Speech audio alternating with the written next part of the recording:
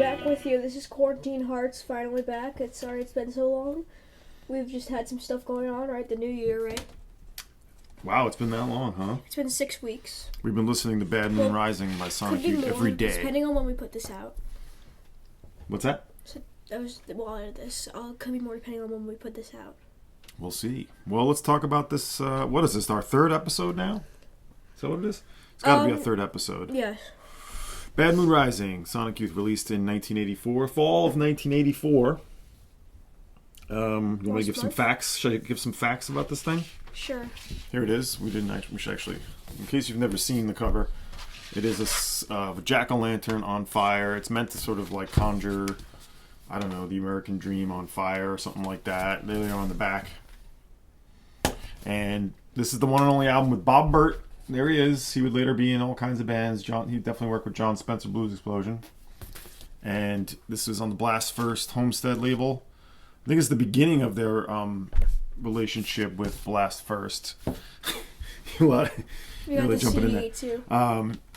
And I guess the key thing about this album is they essentially wanted to forget everything they did before this. And they started playing with new guitar tunings and stopped playing all the previous songs, The Confusion is Sex, Kill Your Idols, all that stuff. Bob Burt. And that's him right there. I showed it. Okay. I guess they had their first tour in the UK went really badly, and they came back and decided to like make a break and start doing new stuff. And they started recording, songwriting in different ways, new tunings, and all of a sudden they started, really growing their audience at like CBGBs in New York. But at the same time, they wanted to get back out on the road, and so this album is sort of that transitional time where they were in that spot. It's their second album. I guess technically it's second album, yeah, because the first one is sort of a mini one. The first one was an EP. Yeah. I guess it's characterized by a few songs. Death Valley 69 features Lydia Lunch, and that was the first single from the album. It's the final track on it. Death Valley 69 is probably the best one, I would say. That's your favorite track on here? Yeah, it's okay. The other thing I was reading about, which I didn't think about, is that there's all these sort of like interludes or sort of like connective sort of instrumental parts, and I guess that was what they were doing when they were playing live at that time, and so they sort of translated that onto the album in that way. Like I'm Insane has that feeling. It's got like this prepared guitar by Lee Ronaldo. No Lee Ronaldo vocals on this album, actually. Has there been any yet? No, I don't think so. Yeah. Not yet. Are you sure? You probably remember more than I do at this point, I guess. Well, what do you remember? Lee is Free. Oh. But he's not actually singing on that. Anyway, so maybe you're right. So yeah, Thurston and Kim songs. I mean, it's a pretty short album, 8 tracks. Brave Men Run is all Kim Gordon singing about, the men in her life, I suppose. Let's see, recorded at Martin Beese's Brooklyn studio, which they called, I don't think it was actually the name of it, but they called it the Before Christ Studios. And released, like I said, on Blast First and here, Homestead Records. First one for Homestead, I guess it would be, right? I think that's right, because the last one was the Neutral album. We've got a few tracks. Yeah. And we've also got the real EP that comes with it. Well, hold on, we're not ready for that yet. We have more to talk about with this album. I guess the name of the album is a tribute to Creedence Clearwater Revival. I don't know about a tribute, but it's reference to them because they had this song called Bad Moon Rising. Did they? Okay. Yeah, it doesn't sound anything like Sonic Youth. I got the mid-price on there. Look at that. I don't think this had an insert. Anyway, I think also this is an album that is still sort of tied to their more noisy side. Well, you don't like the really noisy stuff as much. No, I don't. But it's kind of moving into a little bit more melodic sense on this. Maybe not entirely, but it's starting to get there. You have Thurston Moore doing a lot. He's doing like a lot of droney vocals on this. Like I Love Her All the Time. I love her.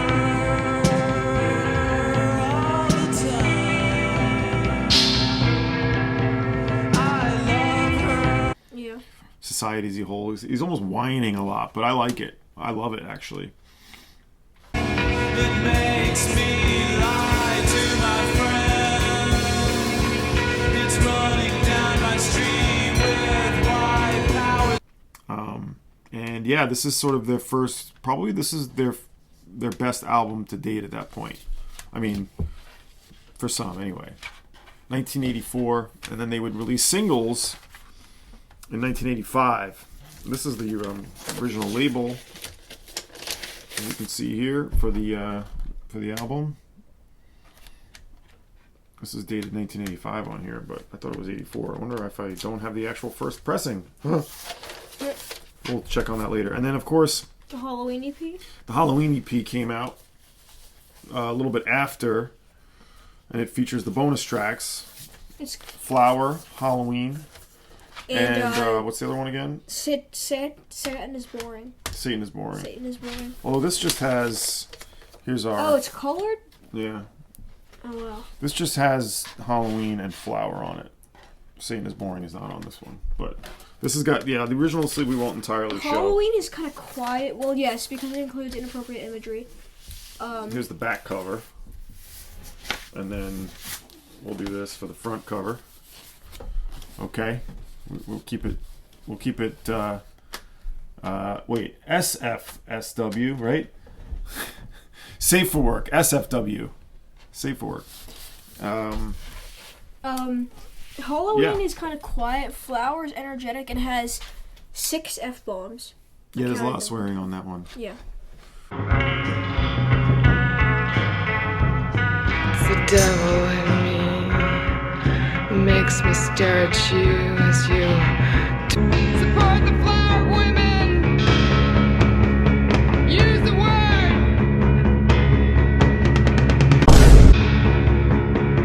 They're great though. The singles very much must have along with the album.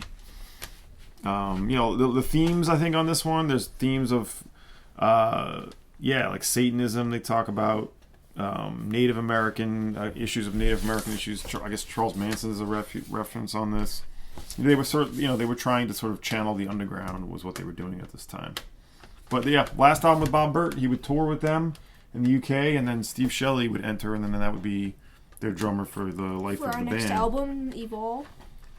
Yeah, Evolve. That's 85 or 86. This is 84 apparently, right? 84. Yeah. How do we feel about this record? It's, are we gonna give candles now? Candles. Or flowers in this case? No, candles. Candles, you can go first. I love this one. I give it 9 candles. Alright. I give this one 6 candles. It's kind of low because I don't really appreciate the use of like noise and feedback, and like I mean definitely 69 I think hires it up a little bit. Yeah, I would say that. What did you think about Brave Men Run? You don't like that one? I don't really remember that one. Anyway, Sonic Youth, Bad Moon Rising, a great one, sort of the mid 80s classic period. If you're sort of curious about this era, this era. If you're curious about this era, that's the first track essentially of the intro, and then Brave Men Run. Okay. Yeah. There's definitely a lot of droney guitar on this. It's a pretty dissonant album for sure. It's not quite as harsh as like Confusion is Sex or anything, but no, it's not. Confusion is Sex. It's got those elements. All right. I guess that's where we're at, huh? Yep. We feel good about that? I feel great about that. Okay.